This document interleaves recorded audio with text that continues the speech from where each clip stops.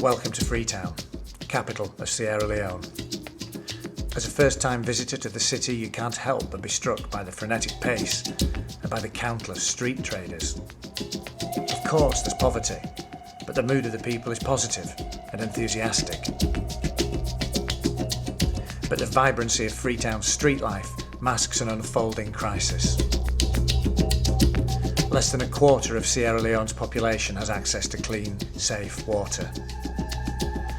And like any health emergency, it's the poor, and especially the children, who are worst affected. Because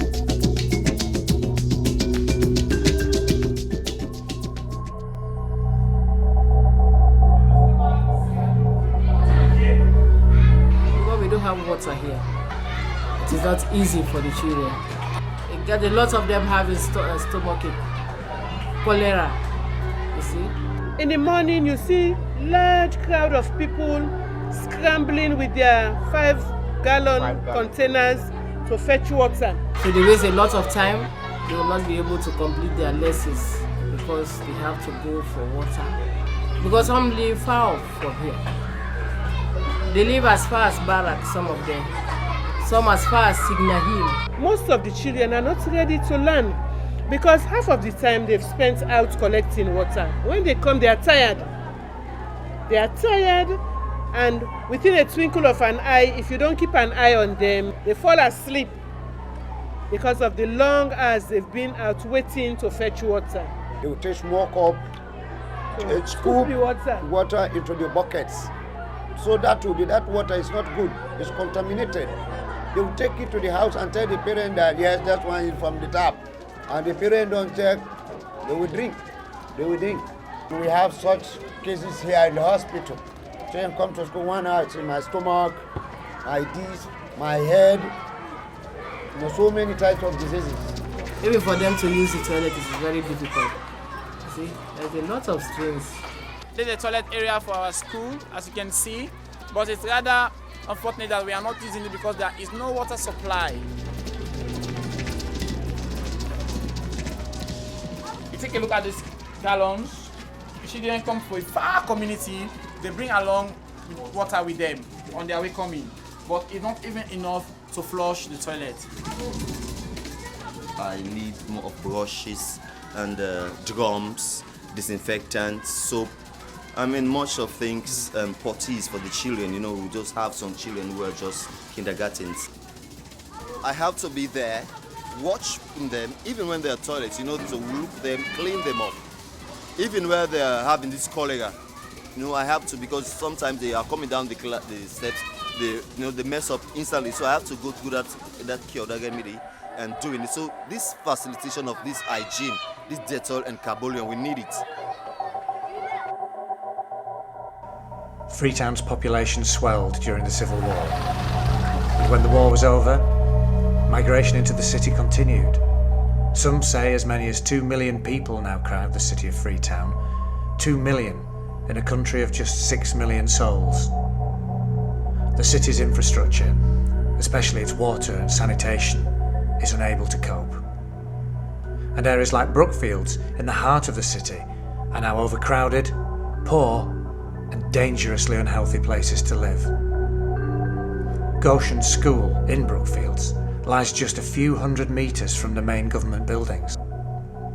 And yet Goshen, like the rest of Brookfields, gets its water from a single well. Can you imagine a big community like this? If you go to the taps now, they are not running. All of the taps, no water. And we are only depending on water wells.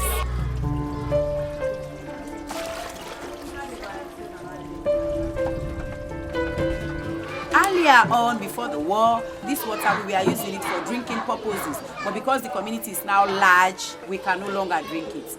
But we use it to wash, we use it to launder. Some people use it to cook, you know. And can you imagine if someone is cooking with water that is not well purified? It's a problem.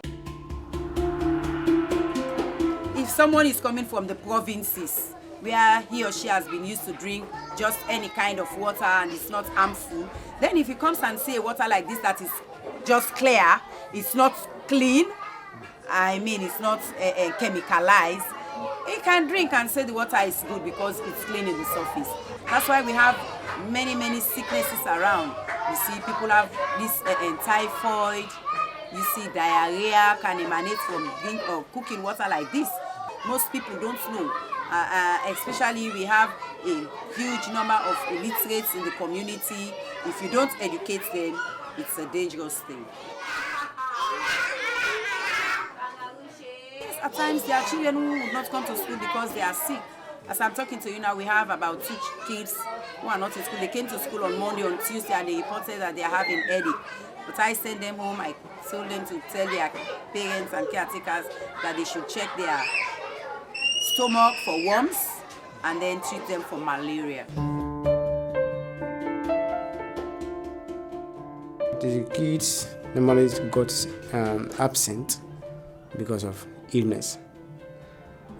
You can ask at any time you ask them what is wrong. Some will say is that they got sick, they have frequent stool at the previous night, or some says they have headache, or they have to complain pertaining to the stomach. And when you ask them, they say that it's because of the water. They have cholera, dysentery.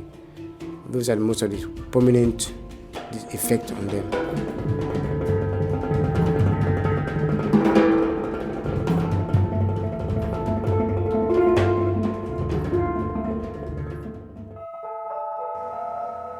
As the city becomes ever more crowded, people begin to colonise the surrounding hills.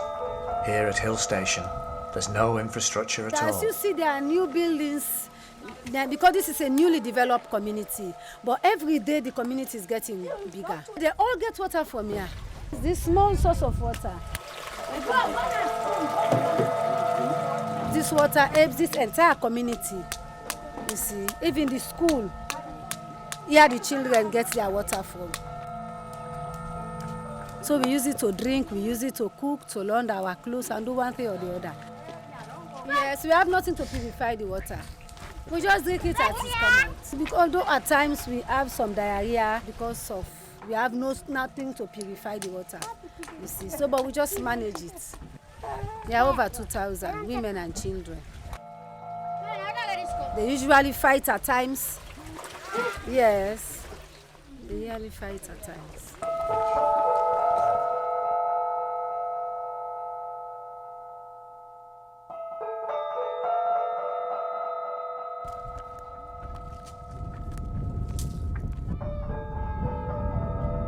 Elizabeth Kamara and many more teachers like her right across Freetown are fighting to give their pupils a future. And the children, sensing that knowledge can bring a better life, are keen to learn. But without access to clean, safe water, the children's education will continue to be blighted by fatigue, absence and illness. Yet even simple, inexpensive equipment could start to make a difference. That's why HERE2GROW is building relationships with schools like the Joshua, so that vital water testing and purifying kits can be sent to where they're needed most. We need other countries to come to our aid to help purify water in our system, in our environment, so that we can live the way others are living in their country. When there isn't enough water, the fight, the strongest we have it, that is jungle life. They are desperate people. I say the strongest survive. In how long? How long? We are trusting God that every child within this community will have the opportunity to be schooled because it is part of their rights. And man cannot live without water on planet Earth.